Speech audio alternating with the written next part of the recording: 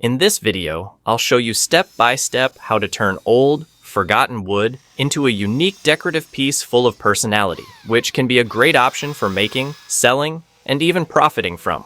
The wood I'll be using today is all pine, repurposed. We have 2 slats taken from a pallet and a piece of board. Even though it's warped, I'll still reuse it. On the table saw, I'll cut 2 pieces of this board, each 13 centimeters wide. Here on the channel, a new and amazing project awaits you every week. Subscribe and turn on notifications so you don't miss a thing. Another piece will be kept at 65 centimeters in length and 7.5 centimeters in width.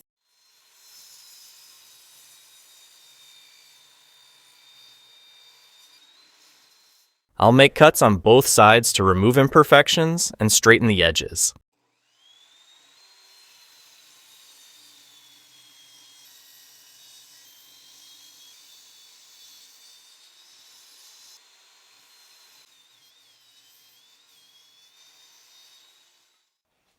From the boards, I'll create 3 pieces, each 45 centimeters long.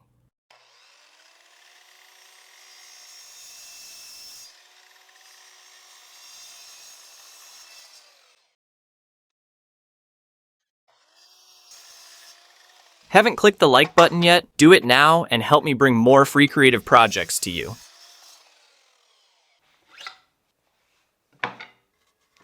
Here are all the parts of the project cut to the correct dimensions. The remaining pieces will be stored for future projects. I'll run the pieces through the planer to standardize the thicknesses. I'm curious to know where you're watching the video from. Share in the comments.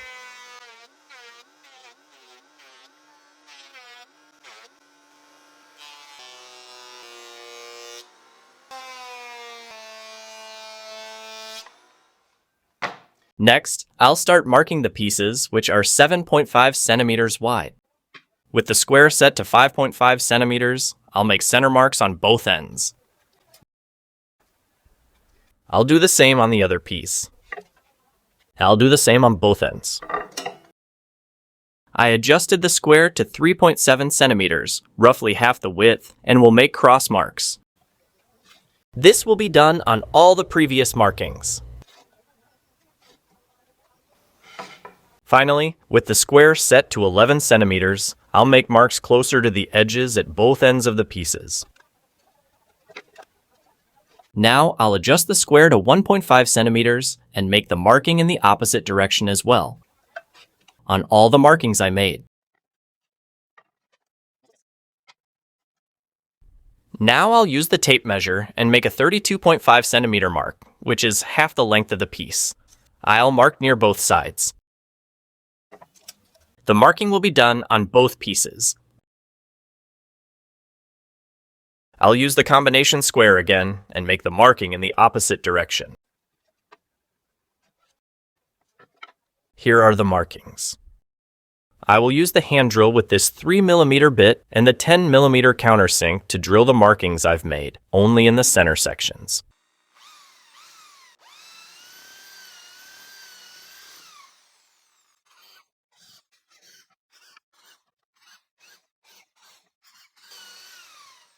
For the markings at the ends, I will drill using the hand drill with this 20mm Forstner bit. I secured the piece to avoid accidents.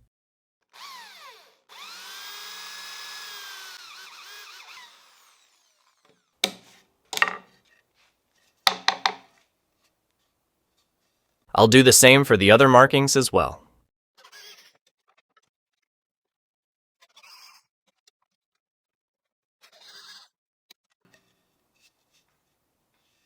I'll use this wood filler to cover some imperfections and nail marks. The application will be done with this metal spatula. I'll use the dark colored filler because I'll paint the item in a dark color later.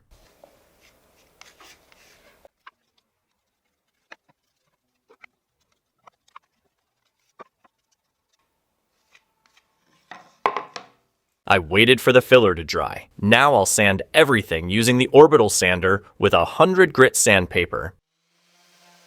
Don't miss out. In the video description, you'll find links full of helpful resources and projects that will take your work to the next level.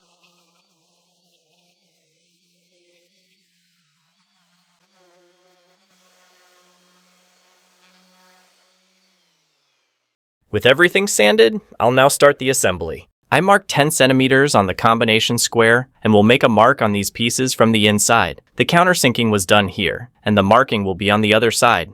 I'll mark the 10 centimeters on both pieces, on both ends. Using the square, I'll draw the line from side to side. I'll use the tape measure to make a 31.5 centimeter mark on both pieces. I'll also draw a line with the square. Now, I'll apply glue to both pieces. I'll grab one of the pieces that measures 45 centimeters. I'll position the piece in place, aligning it along the top, using the line I marked as a guide. Now I'll secure it with a 3.5 millimeter by 40 millimeter screw. Once aligned, I'll secure the pieces on this side. I've secured one screw on this side, and now I'll do the same on the opposite side. I'll adjust to align with the marking and place another screw. I'll repeat the process on the opposite side, ensuring alignment. I'll apply glue to the central part on both sides. I'll use another piece, aligning it with the marking and securing it with screws. After realigning, I'll place the second screw in position. I'll repeat the same steps on the opposite side. I'll check the squareness, which, as you can see, is correct. I'll attach the last piece in the same way I did with the previous ones. If this content is helpful to you, take the opportunity to explore more amazing videos on the channel, discover new ideas, get inspired, and recreate fantastic projects people will love. Now the item is nearly finished, just missing filling the screw holes. For this, I'll use 10 millimeter wood dowels made of pine. I'll apply glue to the dowel, fit it into the hole, and use a hammer. I'll clean off the excess glue and cut the dowel with a Japanese saw, ensuring a flush cut. I'll do the same for the other holes.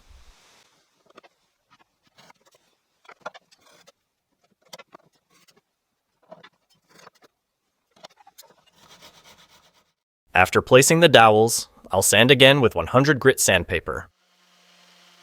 Share this video with your friends who love woodworking. They'll enjoy it, and I'm sure they'll thank you for discovering this channel.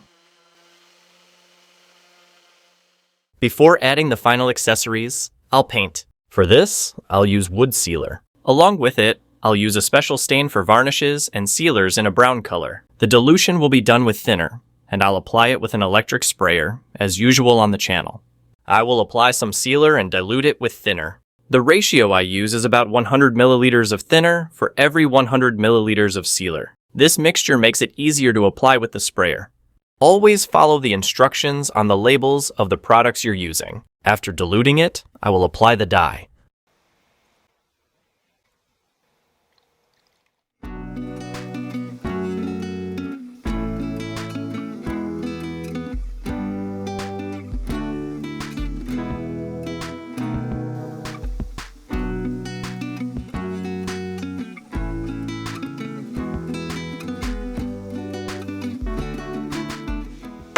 Here's the painted item. Now, I'll do the final touches to make it even more beautiful. I'll use a piece of rope that is 1 meter and 20 centimeters long and 12 millimeters thick. I'll tie a knot at one end and use masking tape to prevent the rope from unraveling. Now I'll pass it through the holes made in the wood.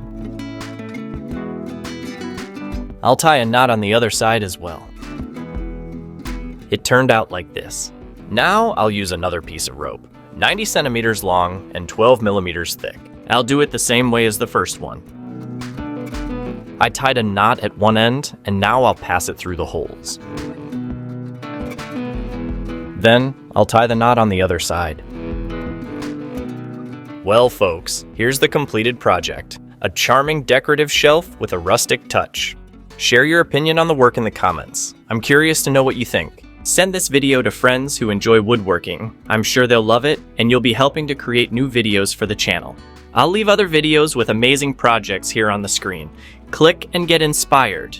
Thanks for watching, and see you in the next video.